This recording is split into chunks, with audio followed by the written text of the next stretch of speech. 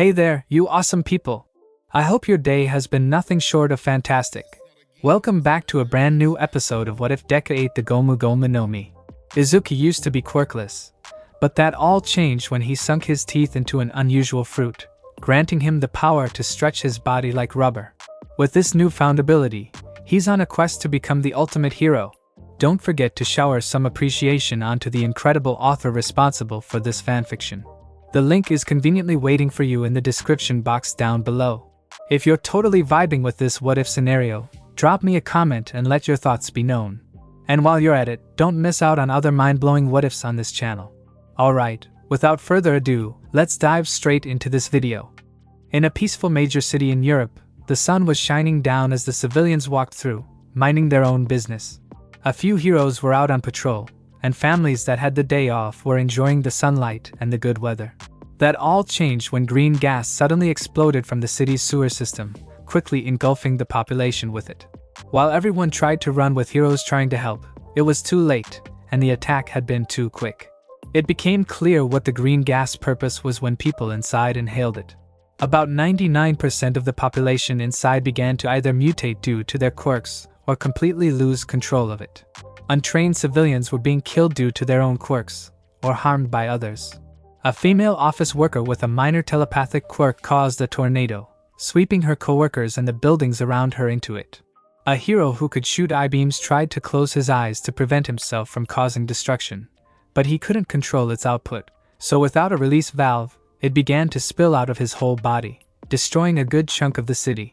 The city soon became engulfed in smoke and flames from all the destruction its civilians were unintentionally causing. One young adult man could only collapse to his knees as he watched his fiancée and best friend die, torn apart by their own quirks while he was completely unaffected. "Why?" he shouted in his mind, trying to understand what was going on when he heard someone speak to him. "You don't have a quirk, do you?" rang a female voice, causing the man to turn his head to see someone walking towards him, wearing the Hummerized cowl and robes with a T-shaped mask. She got down onto her knee to face him before taking off her mask to reveal her face. "Congratulations," congratulated the female. "You have been saved." The man could barely comprehend what was going on, and upon looking at those eyes that were completely oblivious to the destruction that had happened, the battle at Kamino Ward had nothing compared to this destruction. Next day, Hummerized announced to the world that they had been responsible for the terrorist attack, declaring it as a way for human salvation. Every major news outlet was already reporting about the attack as well as revealing that the gas used was a mutated and strengthened variant of the drug trigger, called Idiot Trigger. The heroes around the world immediately formed a task force to target all 25 known branches of Hummerized, confiscate the bomb known as Trigger Bomb, and arrest the founder of Hummerized, Fleckturn. The World Heroes Association was tasked in organizing transportation as well as logistics, and invited Toshinori Yagi to assist them. Endeavor, along with several assisting heroes who were also part of the top 10 in their own countries, was sent to Atheon, where Fleckturn was said to be.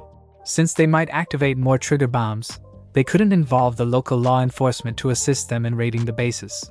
While heroes all over the world participated, Star and Stripe was a hero more heavily involved within the US government, and could not participate in the initial raid. Rather, she was tasked with protecting the president in case Hummerized tried to strike again since she was already at the White House. While all 25 raids were successful with no casualties, the heroes did not accomplish their mission. There were no signs of the said trigger bombs, and Fleckturn had mysteriously disappeared. After securing the president in a safe area and making sure that there was no bomb within a 50-mile radius, did Star and Stripe head over to Atheon with Izuku and Kana in tow. Izuku had to make sure his helmet was on at all times to avoid being recognized, though. Atheon. After arriving at Atheon, they had to separate, with Kathleen having to meet up with the top brass on Atheon, while Izuku and Kana drove to where Endeavor and the others were waiting. "So how are you feeling?" laughed Kathleen over video chat as Kana was driving the rented vehicle. "First off to America, and now to Atheon. You're going all over the place despite being a freshman in high school." Izuku could only numbly nod as he stared out the window. "Hey, calm down, alright?" said Kathleen as she knew what Izuku was thinking. "This whole situation is rather foobar. To think that they would do such a thing to a population. But don't let it keep plaguing your mind. Instead, think of a way to stop this, to make sure it won't happen again." Ensure that they will never try this, because why? Because we are here. Izuku couldn't help but smile at that before nodding in agreement. What happened already happened, and it wasn't like he could have done anything. He had been in a different country, and it had been a preemptive strike. Kana glanced at the rearview mirror before noticing a blue vehicle coming up on them. She flicked the switch to change lanes to let him pass, noticing he was weaving through other vehicles. She didn't want to risk a crash with a reckless driver. Ex-humorized member Alan K breathed heavily as he weaved through recklessly, glancing at the package next to him. Just need to get this to Eddie's son. He'll know how to crack the code and bring it to the proper authorities, thought Alan as he glanced into his rearview mirror. His eyes widened when he saw a motorcycle weave through several vehicles, recognizing just who it was. He couldn't even react before the assassin fired an arrow that broke through the car windows and through the strap of his eye patch. Shit, it's his damn pet assassin / brainwashed dog of his, Barrows, cursed Alan as he quickly tried to regain control of his car. Barrows didn't even bat an eye before using her quirk again, her thumb and pinky transforming into a bow. Maintaining perfect balance on her motorcycle, she knocked 4 arrows, ready to fire. Before she could fire her arrows though, her instincts blared at her to dodge. She ducked just in time to avoid a black strand from hitting her, all while hastily shooting her arrows. Izuku furrowed his eyes in annoyance at his miss before winding back for another shot. He had been lucky to be on a video chat with Kathleen, who immediately permitted Izuku to use his quirk to intervene. Izuku would have tried to chase Barrows down, only to notice that Barrows had managed to shoot off the tire she had been chasing. Choosing to save the civilian, Izuku opened the door and dove out of the vehicle, sending his black whip towards the vehicle. The strands of energy latched onto the vehicle, pulling Izuku forward. While Izuku would have loved to use One for All to pull the vehicle to a stop, he wasn't allowed to in his current disguise. Instead, he let the vehicle slingshot him forward to the spinning vehicle. Upon landing, Izuku wrenched the car door open, grabbing Alan K out before landing safely on the roads while the vehicle capsized, crashing into a wall, and spilling its contents out, including a silver briefcase. Right below the highway was a young man with spiky brown hair and patched clothes named Rody Soul, a full-time big brother / caretaker as well as a small-time thief. It wasn't a job he was proud of, but he needed the money to take care of his little siblings. Plus, he never actually participated in the crime itself, but merely acted as a transporter to throw off heroes and police chasing the actual perpetrators. He would discreetly take the stolen goods from the handoff and go on his merry way, with nobody knowing the wiser. This job will be easy, thought Rody as he carried the silver briefcase full of valuable jewels. Even if I get a small cut, it can be used to get Roro and Lala some new toys as well as something more nutritious than what we eat. They're growing kids, and they need the extra calories, thought Rody to himself before hearing something from above. Looking up, Rody's eyes widened as he saw concrete objects falling towards his location. Rody panicked for a second before he managed to dodge a few before desperately diving forward to dodge a particularly large one that forced him to let go of his briefcase. Rody covered his head to protect himself before noticing that there weren't any more falling objects. His quirk, Soul, which manifested into a pink bird-like creature, flew out and hovered over Rody worriedly. "It's okay, I'm fine, I think," said Rody as he picked himself up. "Wait, where's the suitcase?" Rody looked around before spying a silver briefcase on top of a dirty rage. Quickly reacting, he grabbed the suitcase and ran away. "Are you alright?"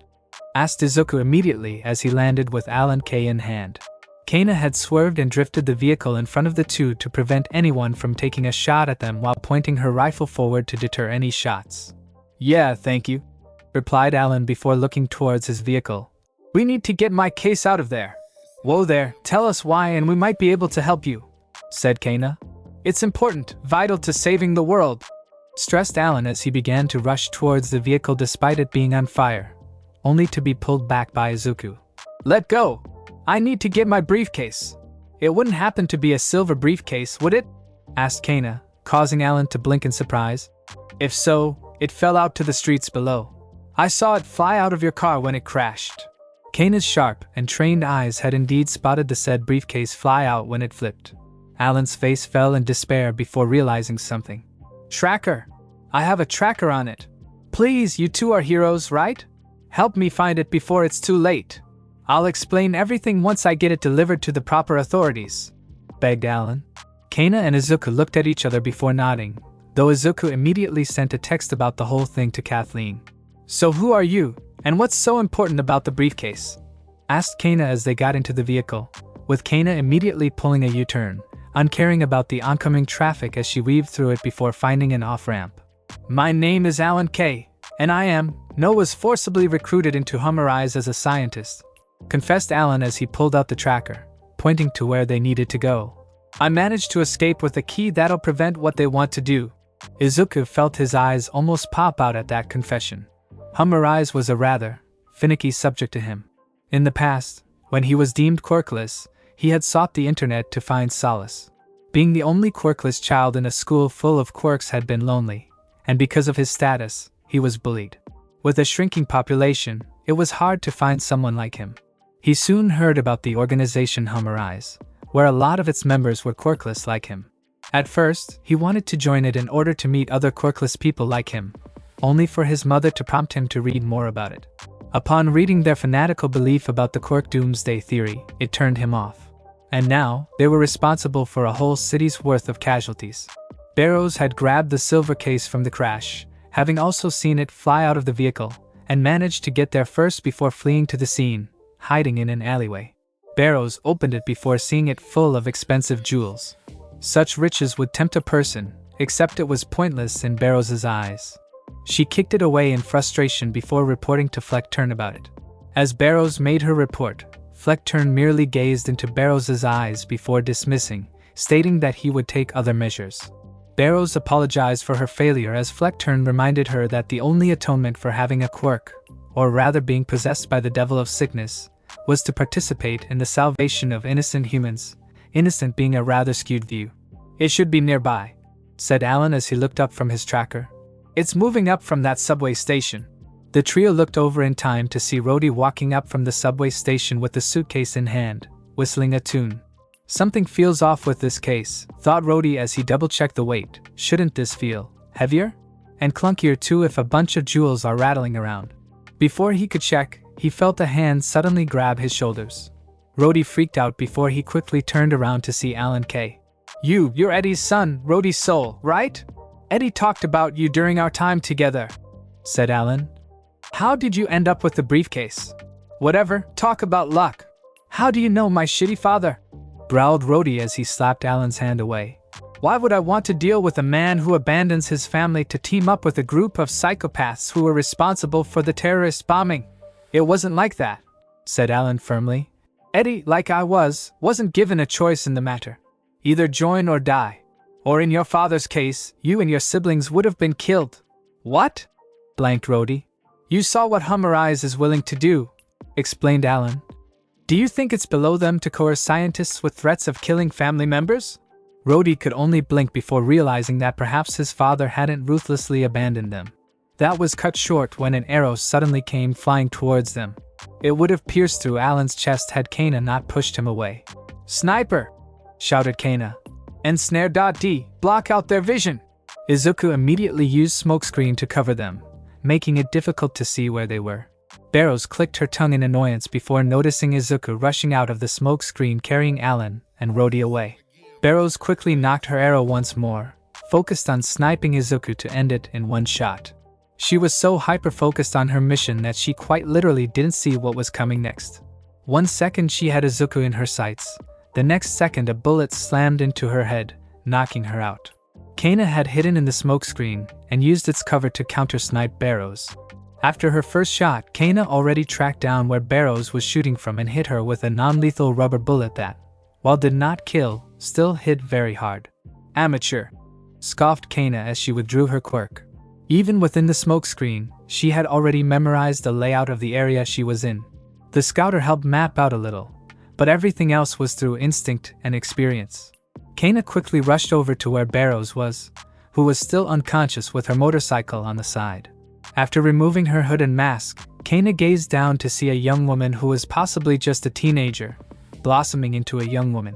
"She looks about 18, maybe into her senior year at a high school," murmured Kana.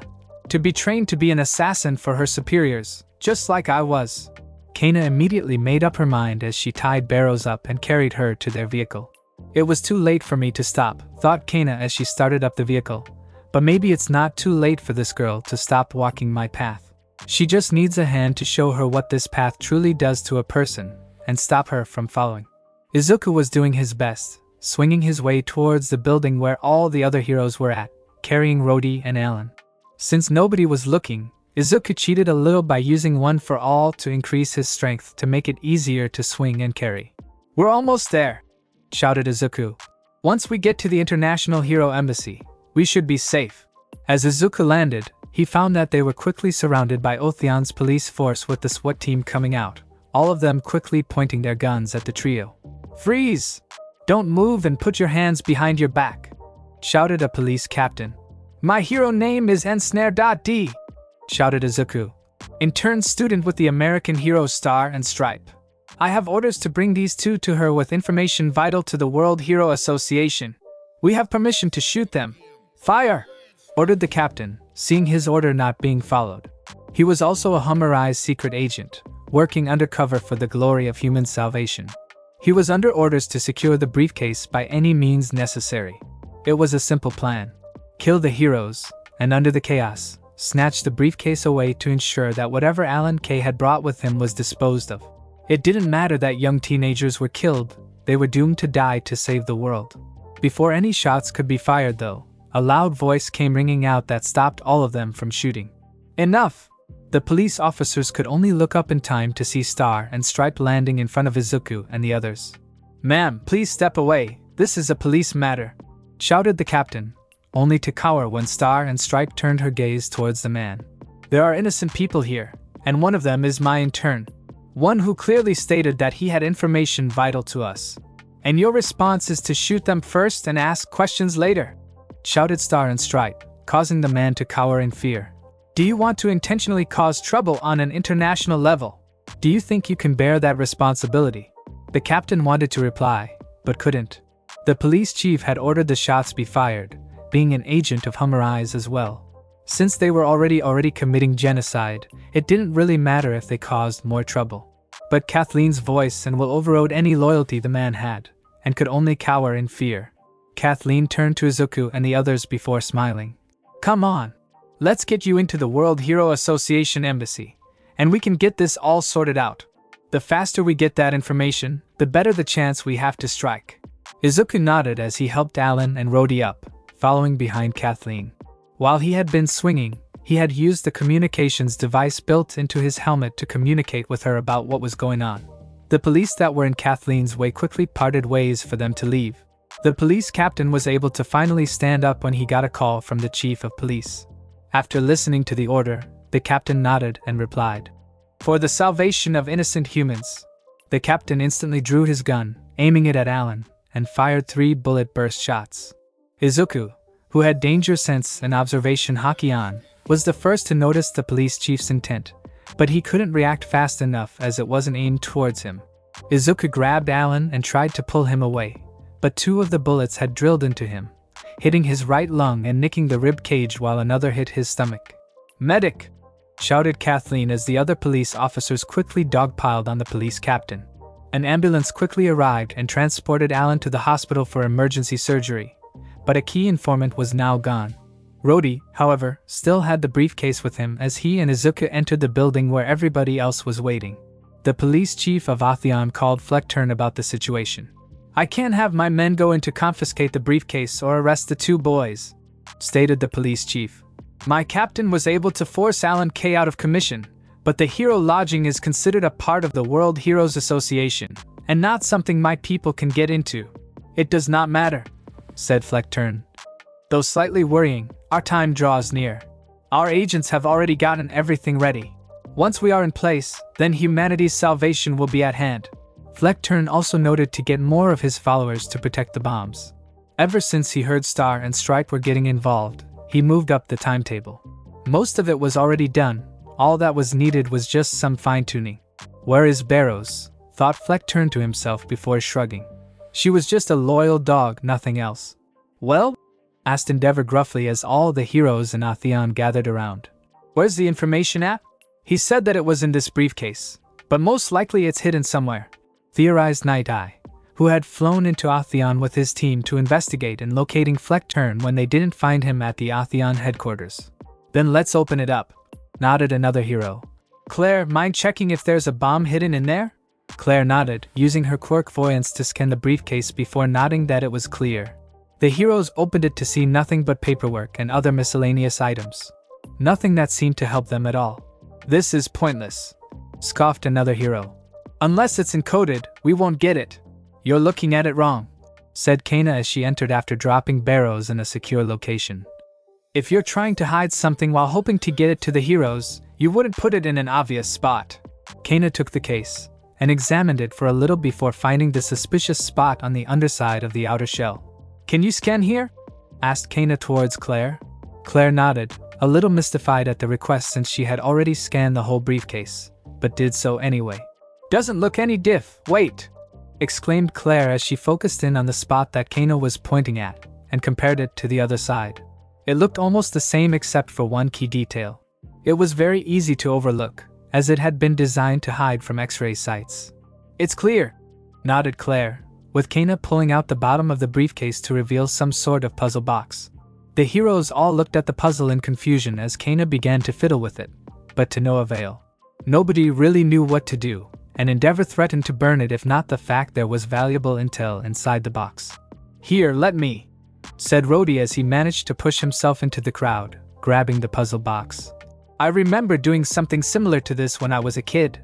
The crowd watched as Rhodey began to work through the puzzle box before finally completing it, opening the box to reveal a micro SD chip and another device. Iba, said Night Eye swiftly as he saw the chip.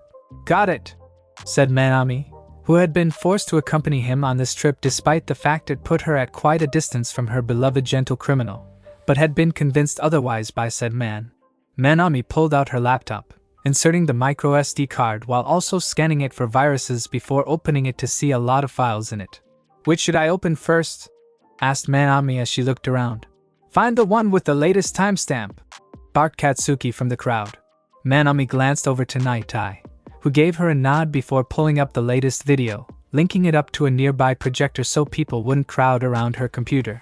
Though she was getting better, she still did not like being in large crowds. Every hero, heroine, and in turn listened to the sound file of Alan K confessing to Fleckturn's true goal of total genocide.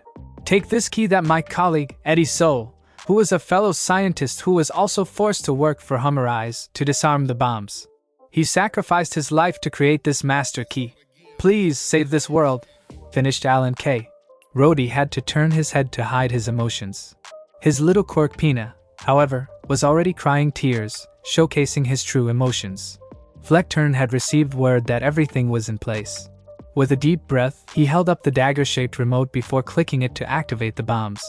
The remote had been molded into a dagger form to showcase the weapon that would purify the earth. Instantly, all the idiot-trigger bombs were activated in 25 locations where they had conveniently gathered heroes from all over the world to said locations. At the same time, they began their broadcast to the whole world. We, Hummerize, will rise to action to protect the pure humans called quirkless against those who are afflicted with the disease called quirks, began Fleckturn as their symbol was revealed to the world. The humanity salvation devices which we have developed have been placed in 25 countries around the world, and have already started moving. Humanity's salvation will come in 2 hours.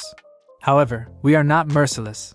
If you wish to prevent it from coming to fruition, we will tell you the countries where the humanity salvation devices have been deployed. Even if you do not believe in what we are doing, we will give you an equal chance. With that, the broadcast showed everyone just where they had been placed.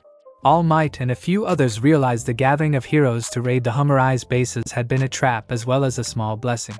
They had the manpower that could be easily gathered since they were already there within a short time. But if they failed, the destruction compared to the first bombing could be even more devastating. Not only that, but because of the public announcement, everyone was panicking, and it was starting to spread. Roads were stuck in gridlock, and a few desperate civilians crashed into other vehicles. Teams had to be split in half, one dealing with evacuation while another began desperately searching for the bombs. The hero teams were not the only ones affected though. Dekai City. Redestro clenched his fist at this announcement. Quirks as a disease? Preposterous, they were the next step in evolution. I want every member making sure that we don't have a mole in here, shouted Redestro. We can't let this enemy win. Skeptic and Trumpeter immediately began calling all members while Geeton was in the air with a few search-based quirks, making sure there were no bombs in their city. While they boasted up to 100,000 members, they were focused in Japan versus a worldwide organization that spanned into 25 different countries, each gathering members from all over the place. What should we do about the members outside? Asked Skeptic as he rapidly tapped onto his keyboard, trying to hack into the Hummerai's system. Tell them to assist the heroes, said Redestro with a wince at that statement. Though they are our enemy, this takes precedence. Other crime groups were either assisting heroes or just fleeing in hopes of finding somewhere to hide. Atheon. Damn it, they couldn't have waited a bit longer? Hissed Claire's sidekick, whose quirk gave her abilities similar to a flying squirrel, though she dressed up as a kunoichi. The Atheon team had deciphered Hummerai's real base based on the information they had been given. An island mass northeast of Atheon that hadn't existed 200 years ago. It was during all the chaos that this island had come into existence due to quirks and other factors, creating the island, though it was not an independent country. It could be said it was claimed by 3 other countries that shared its borders, but none of the governments had put any effort into industrializing the island. A perfect hiding spot from the world. Kathleen closed her eyes for a second before opening them up. We'll need to split up. A small strike team to hit Hummerai's and disable the bombs while the rest search for the bomb here. We can't all just go, otherwise it might make them panic and activate the bombs early. Endeavor, you'll take point on searching for the bombs while I'll take care of their secret little base. Endeavor grunted, not wanting to obey the orders but knowing it wasn't the time or place to talk about it. Everything she had said was correct, but he wanted to be the one assaulting the island. And as much as it pained him to admit it, Star and Stripe was a hero that could match up against him. Then take my interns, said Endeavor, pointing to Katsuki and Shoto. They can help out, and are more combat-oriented. Lemillion, accompany them, advised Night Eye. His quirk can let him slip through their defense. Give him the key, he can take it with him. Mirio grinned as he pulled out a small pouch that barely fit the key in, but managed to do so. Thanks to visiting the support facility quite a bit, along with Night Eye's help, he was able to get a small pouch constructed that worked in conjunction with his quirk. Anything zipped inside it while he was carrying it would permeate through the wall like he did. It made for being able to carry some sort of medical supplies in case of emergencies, though as of right now, it was very limited. Let's go, we don't have a second to lose, shouted Kathleen as she got onto the jet she had managed to request. Kana was left behind to help find the bombs with her sharp eyes. As they were about to leave, Rhodey called out to them. Hey, shouted Rhodey. You better win. My dad put his life on the line, and my siblings are in your hands. Kathleen, Mirio, and Izuku all turned to give a thumbs up, with Shoto following their lead only because it seemed appropriate. Katsuki merely grumbled before giving a half-hearted wave before the hangar doors were closed. Let's move, ordered Endeavor as the rest began sprinting towards the city to locate the bomb. As the jet was quickly flying over to the Hummerai's secret base, the students were in the back, readying their gears. Kathleen was sitting next to the pilot, who was using his quirk to influence his jet to become invisible in a sense. His quirk allowed him to redirect people's attention from an object he was focused on. A stealth transport, one could say, and one that Kathleen was helping empower him with her own quirk. Izuku took a deep breath as he looked over to the others. His helmet was firmly on to keep his identity a secret. So you're Star and Stripes in turn? Asked Mirio as he sat next to Izuku, using English to talk. Name's Lemillion.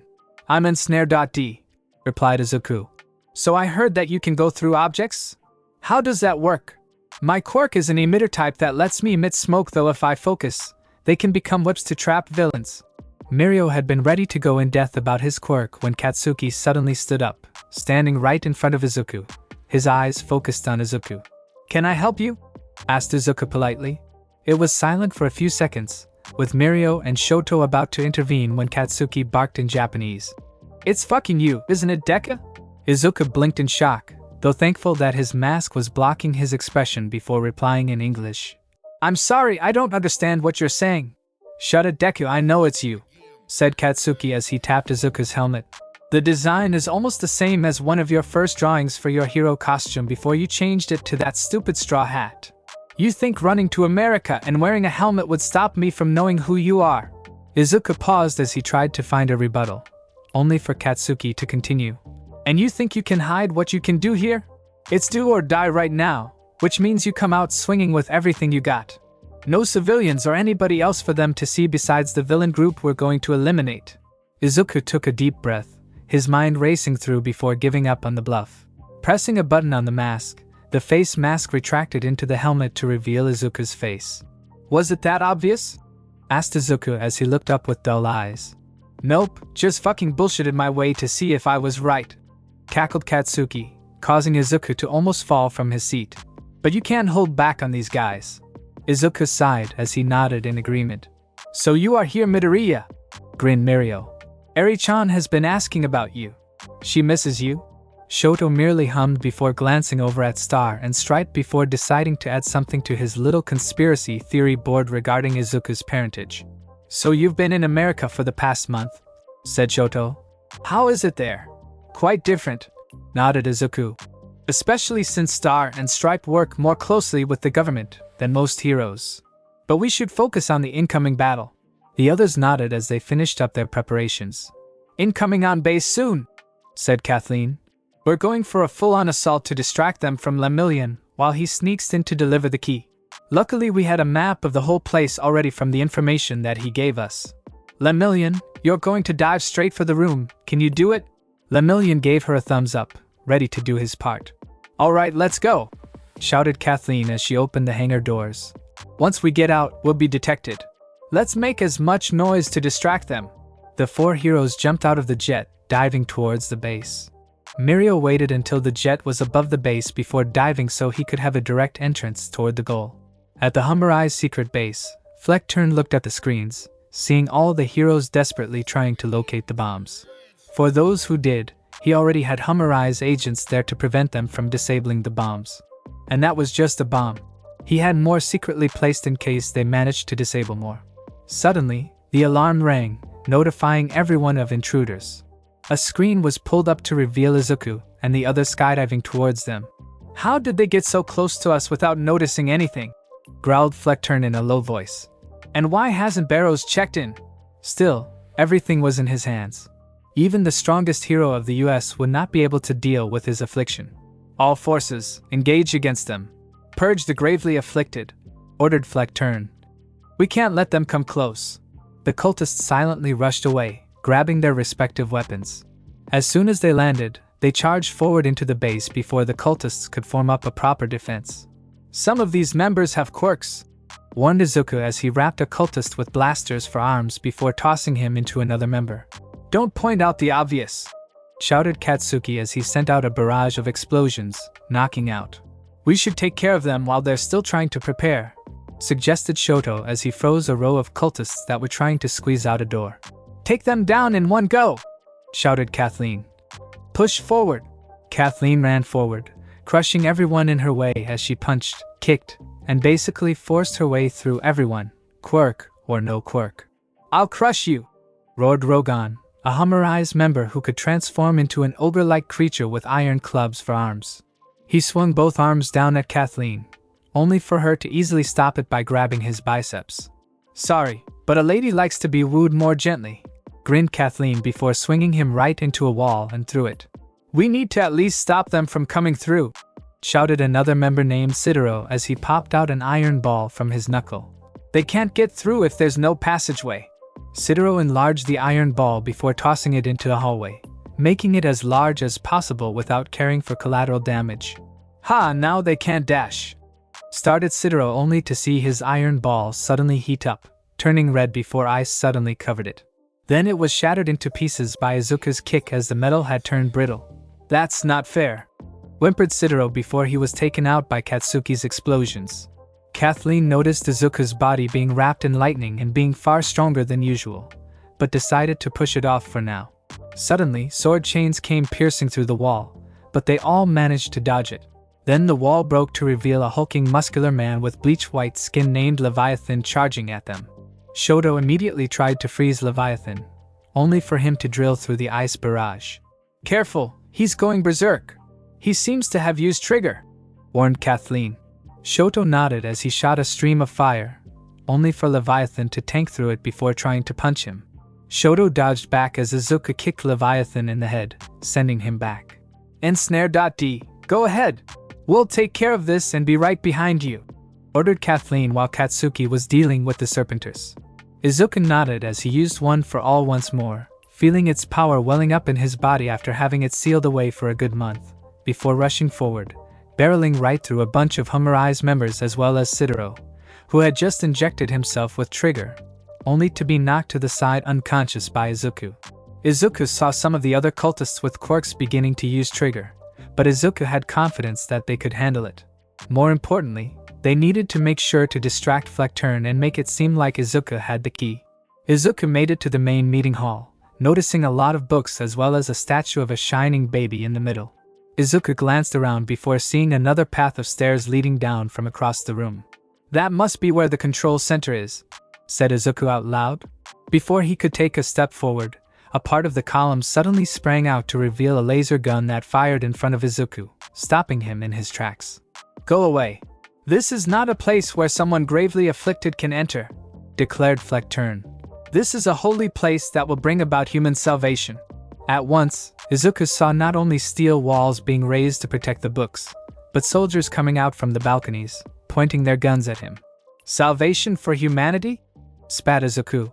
The quirk doomsday theory hasn't even been scientifically proven, and with a mere belief, you harmed so many innocent people. The only innocent ones are the ones without the sickness that is called quirks, replied Fleckturn. Quirks will only lead to humanity's doom as it grows more powerful and uncontrollable. The city was just a mere glimpse of what will happen, so it is up to us to prevent it. All hail Humorize, chanted the followers.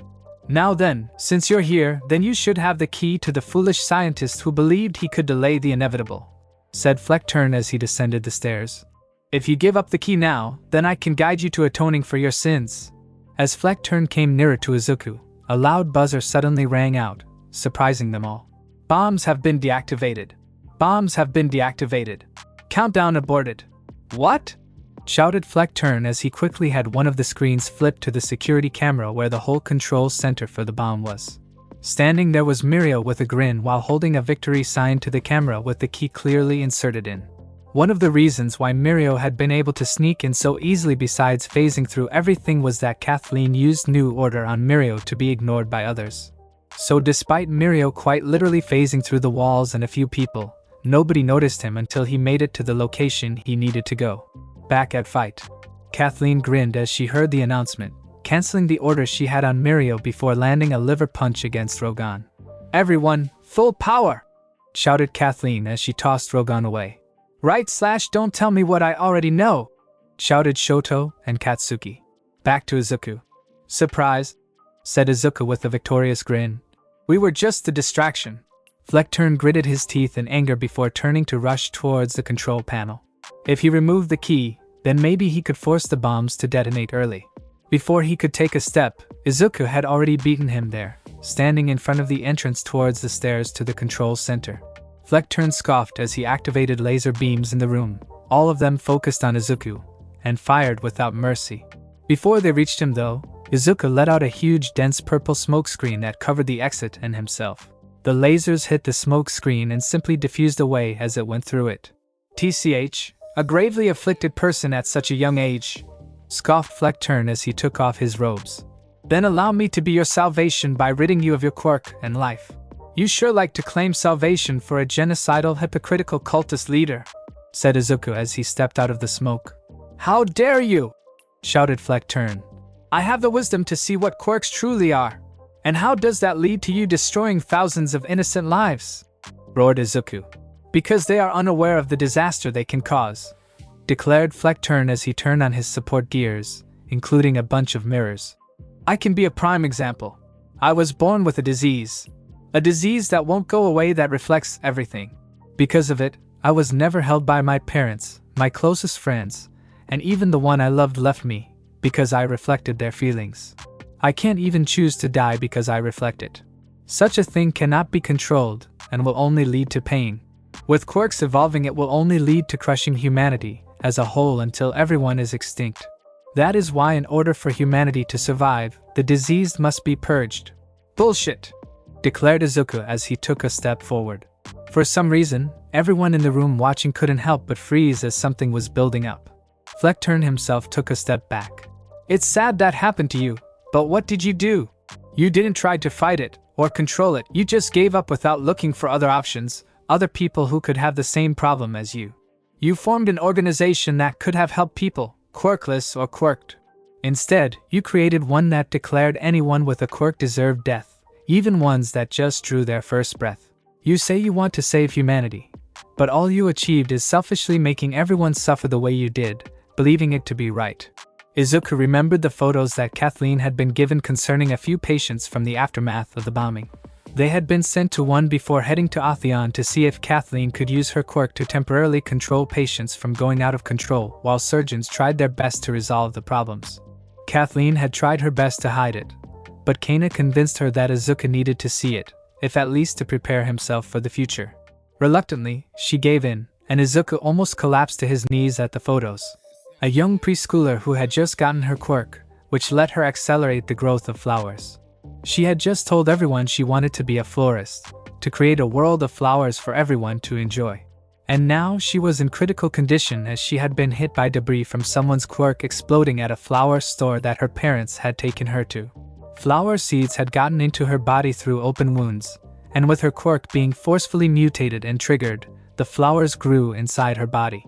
The roots were not only causing great pain, but also greedily taking nutrients from her body.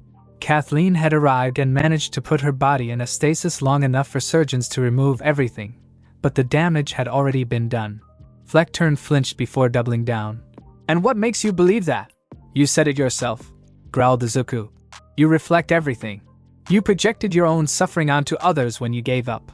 You don't want to save humanity. You just want everyone to suffer what you went through with the delusion of saving humanity.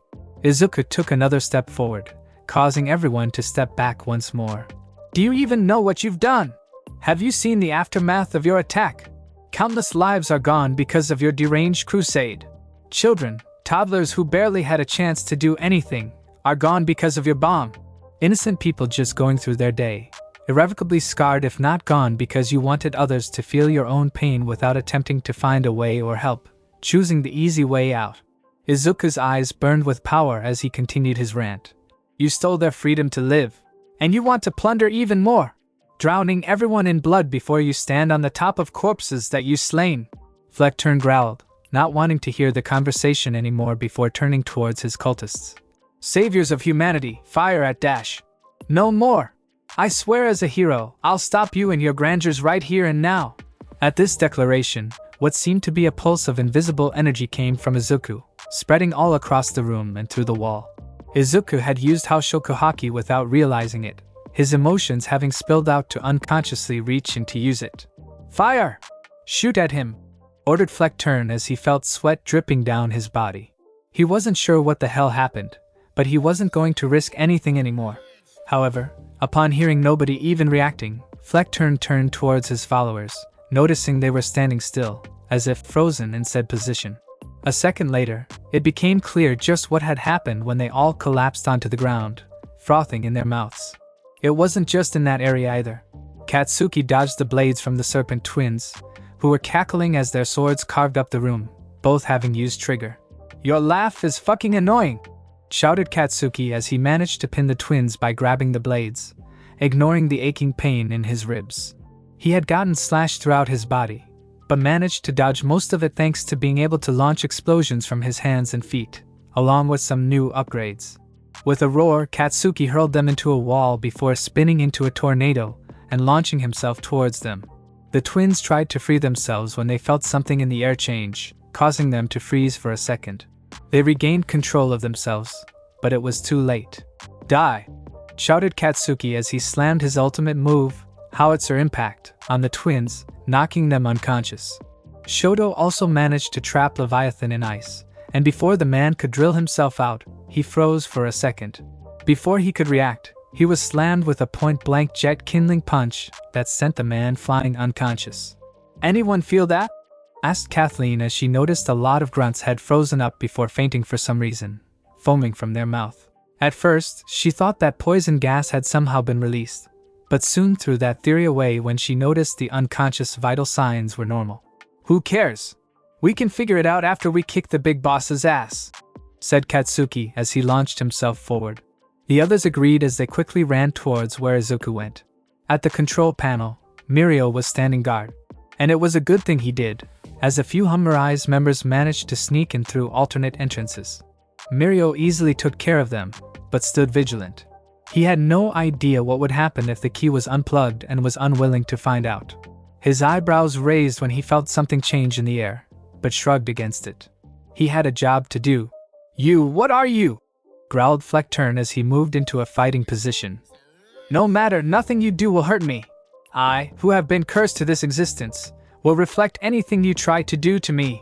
Izuku immediately used Black Whip to try to capture Fleckturn, only to have it reflected away. Switching tactics, he used his fingers to flick compressed airs at him, only to have them also reflected back. Izuku jumped away, dodging the air bullets he made before seeing Fleckturn suddenly blitzing towards him faster than he expected. He's using his quirk to repel himself forward, thought Izuku as he raised his arm and punched. Their fists clashed against each other for a second before Izuku was pushed back, but not by much.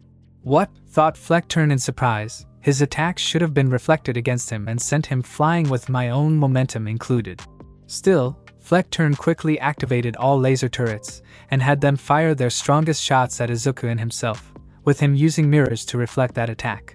Izuku immediately responded with another thick smoke screen that engulfed himself and Fleckturn in it, making it useless. I can't see him in the smoke, but he can't see me either, hissed Fleckturn before he heard a voice. Clench your teeth, because this is going to hurt, warned Izuku as he raised his fist. Fleckturn scoffed and was about to reply that nothing could hurt him when he noticed an obsidian black fist heading towards his face. He didn't bother trying to block it, confident that his quirk or curse would block it. Only for the first time in forever, feel flesh hitting his face, his nerves responding to the stimuli of his tissue and bone being damaged, and possibly his teeth flying out of his mouth before being shot out of the smoke, rolling on the floor. What is this feeling? Coughed Fleckturn, unable to process the pain he was feeling for a second. He had not been able to feel pain or pleasure for such a long time, his quirk having reflected everything. And now, it has been completely bypassed. He spat out some blood, his tongue feeling the sensation of metallic flavoring. It's time you learn just how your victims feel, even if I can only give you just a little bit, said Izuku. Fleckturn scrambled up to his feet, only for Izuku to sweep him off of them with a low kick. Using the momentum, Izuku continued his sweep around before jumping into the air with an arc kick to his stomach, sending him hurtling onto the floor. All with Izuku using armament hockey, bypassing Fleckturn's defenses. Izuku grabbed Fleckturn and threw him into the ground once more before tossing him up and landing a barrage of punches that imprinted into his body before being sent flying away. Fleckturn groaned as he managed to stand up once more. Need to stay away from him, thought Fleckturn as he tried to run. He tried using that black whip, but I could repel it. Maybe it's only a close-range effect. Suddenly, out of the smokescreen, Fleckturn could see an arm stretching out far beyond normal limits, grabbing him by his collar. What are you? Shouted Fleckturn in slight fear. The smokescreen, he could see it as not a quirk, but perhaps a support gear Izuku had inside his costume. He thought the black whip was his quirk. But now the man could stretch his limbs and bypass his quirk's automatic defense? The boy must be gravely afflicted beyond a doubt, like the Kamino Ward villain. But how has his body not collapsed from all these quirks? Shouldn't he be proof that the quirk doomsday theory is real? Fleckturn didn't get the chance to contemplate this as Izuku pulled him forward towards him. The smokescreen slightly cleared up for him to see Izuku's body being wrapped in lightning. It was then he realized that he had a clue who the boy was, despite the mask covering his identity. His spies had found his records named as azndrgn, and in turn was Star and Stripe. But it was clear that he had been undercover. The hero in training standing before him was none other than Izuku Midoriya, a boy who had been put on a watch list as he somehow survived All for One's attempt to steal his quirk, and even injured the boogeyman. A pity that information came too late as Izuku clenched his other fist that was wreathed with armament hockey. With this, it's over! Roared Izuku as he threw out his punch as soon as he pulled Fleckturn right in front of him. Hamburg smash.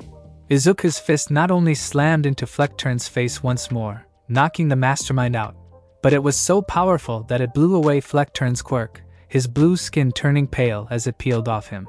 A visible imprint of Izuku's fist could be seen on the man's face as Izuku breathed heavily. "Well, that's a nasty bruise," remarked Kathleen as she walked up to Izuku, seeing the fight was over. "Let's wrap this up. The other heroes should be finishing up the resistance and locating any other hidden bombs and surprises." The heroes from all over the world, with the aid of the police, managed to arrest the Humorize members and safely dispose of the bomb. Otheon's chief of police had been arrested for being the inside mole for Humorize, along with a few other prominent members all over the world. Alan Spencer's information contained more than enough evidence about the hidden members of Humorize. The location of the base and the key to disable them had just been the most prominent one. As Izuku was ready to leave, he met up with Katsuki and the others one last time before they headed back to Japan. "Come back soon, Eri-chan is waiting," smiled Mirio as he gave Izuku a fist bump. "Hopefully your time spent with America's #1 hero is fruitful," said Shoto. "Deku, you better come back so I can kick your ass," shouted Katsuki. "I'll be back before you all know it," said Izuku. "But don't tell anyone about where I am right now. There's a reason why I'm still wearing the mask." The others nodded in agreement and left, though not before Katsuki got one more word in.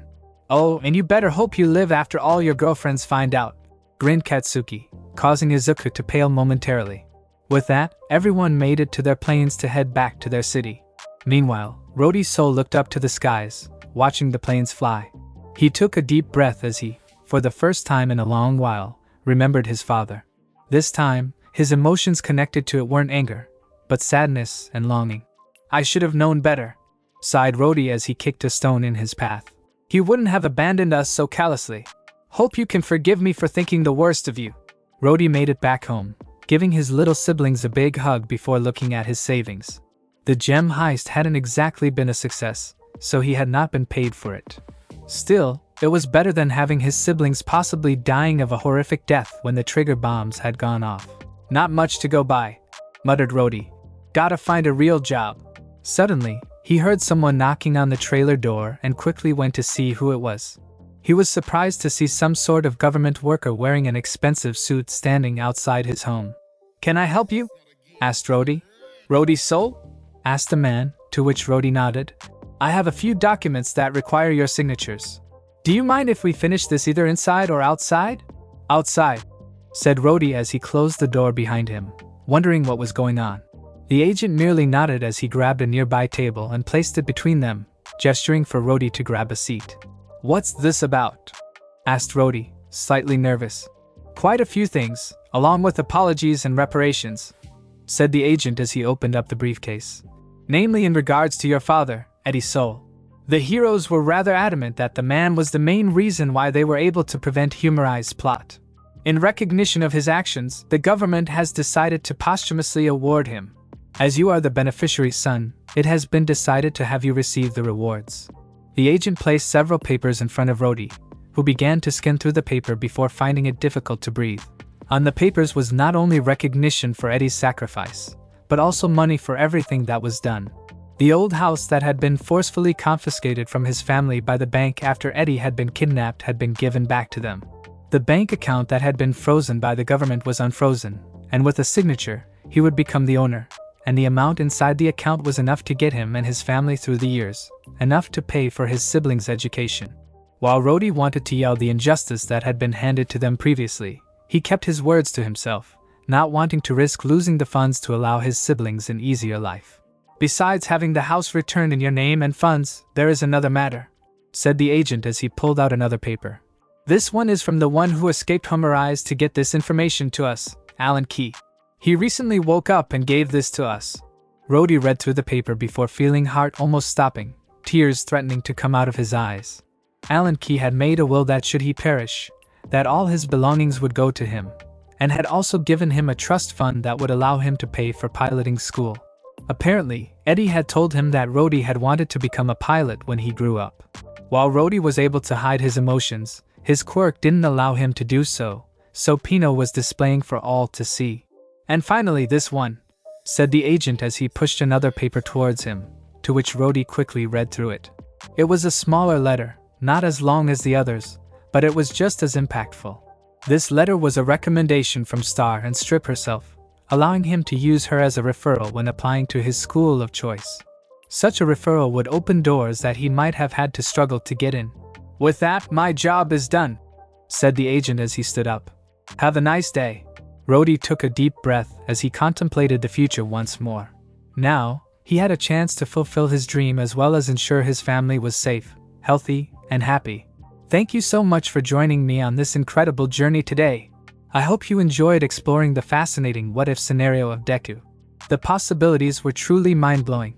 If you found this video entertaining and thought-provoking, don't forget to give it a thumbs up, share it with your friends, and subscribe to the channel. Your support means the world to me and inspires me to bring you more captivating content in the future. Stay tuned for more exciting what-if stories and other amazing videos coming your way. Until next time, take care, stay curious, and keep embracing the power of imagination.